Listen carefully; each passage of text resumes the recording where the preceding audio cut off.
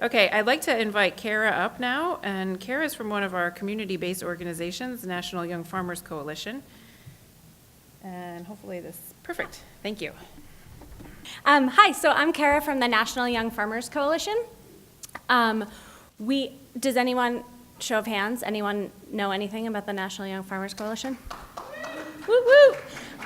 So just as a quick overview, so we are a coalition-based organization of young farmers around the country, looking at barriers that young farmers face, often beginning farmers, but sometimes multi-generation farmers. And we're really doing that through policy change and local chapters. And I do a lot of work around business services. And when I talk about what I do, I say that I am like trying to demystify federal regulations and federal opportunities, and this is a federal regulation that requires a small amount of demystification, or not so small, as some of you may be aware of.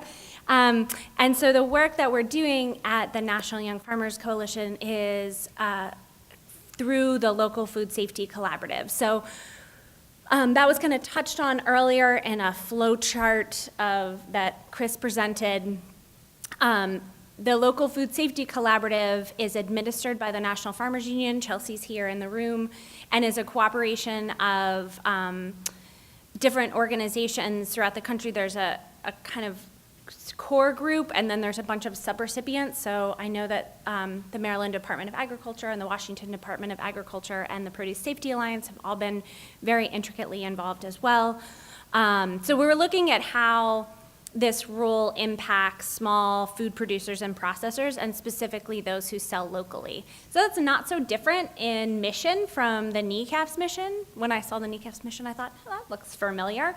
But we really are seeing that many of the younger and smaller farmers, people getting into farming here in the States, are doing so on small acreage and often selling direct market because there's lots of money in that.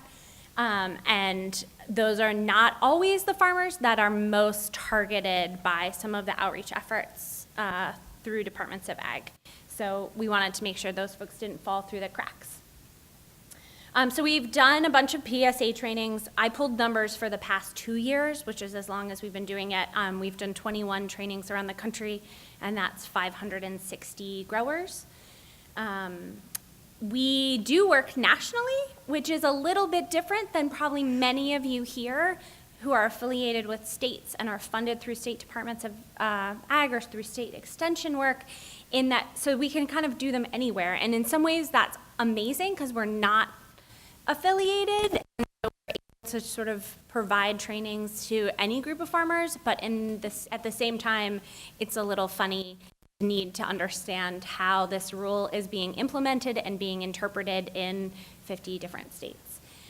We are doing shorter workshops at conferences that are kind of a combo of FSMA info and PSR info and other things that maybe farmers would be more excited to attend a workshop about. So we found that if we talk about wash station design, lots of people come out, but if we just say FSMA 101, all the early adopters have already adopted and no longer want to come to our workshops.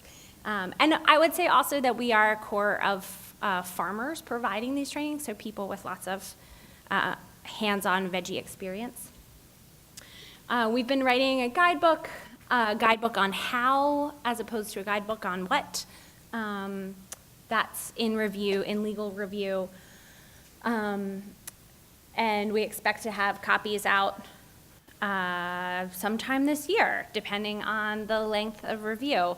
So again, we're just trying to demystify this and make it really readable and fun, and that has hopefully lots of infographics and actual examples that apply to small-scale produce growers.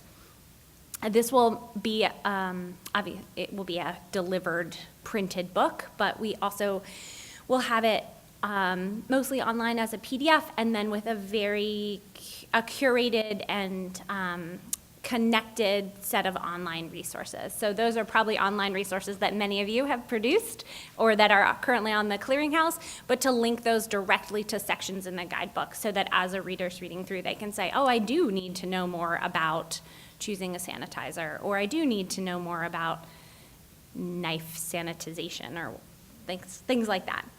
And if anybody's excited to provide feedback on this, I still am curious about what other folks want to hear in a guidebook like this.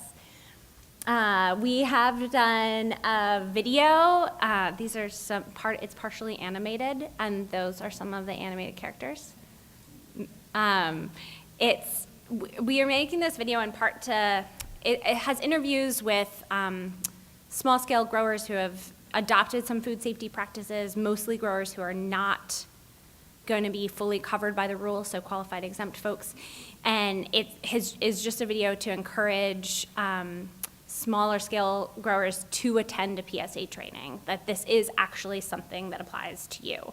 Even though you may be qualified exempt, we talk about that a lot, and I would say that's like our tagline, like, you might not ever see an inspection, but you're still feeding people. And I would say that probably of those more than 500 growers we've trained, probably 85% of them have been qualified exempt, and everyone has been very excited to get this knowledge and to improve their practices. And I think that's an important thing just to keep in mind. I think a lot of times I hear people say, oh, well, there's not that many people in our state that are going to need to be covered. And I think that even though they may not need to be covered now, we're getting really great adoption from small-scale growers as well. So just remembering to include those people in your outreach. For 2019, that was 10 years ago. For 2019, we have the kind of things in the works that probably lots of you have, so case studies and continued outreach.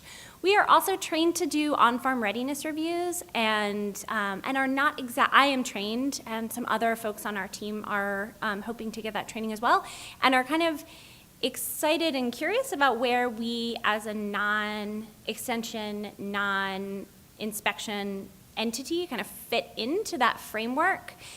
We do find that we have some growers in some states that are more excited to have a non-regulatory body do some of their farm walkthroughs.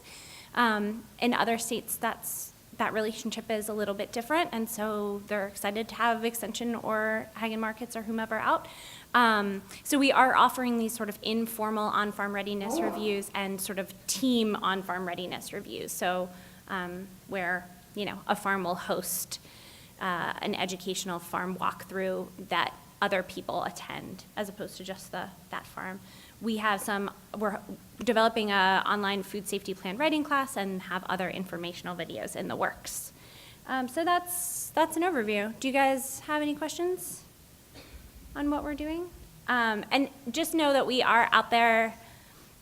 This is probably not the room to say this to you, but we are out there as a resource, so we can go anywhere nationally, and that has been pretty helpful in states where funding has been funny, or where there are groups of growers who have needed to connect with an outside organization.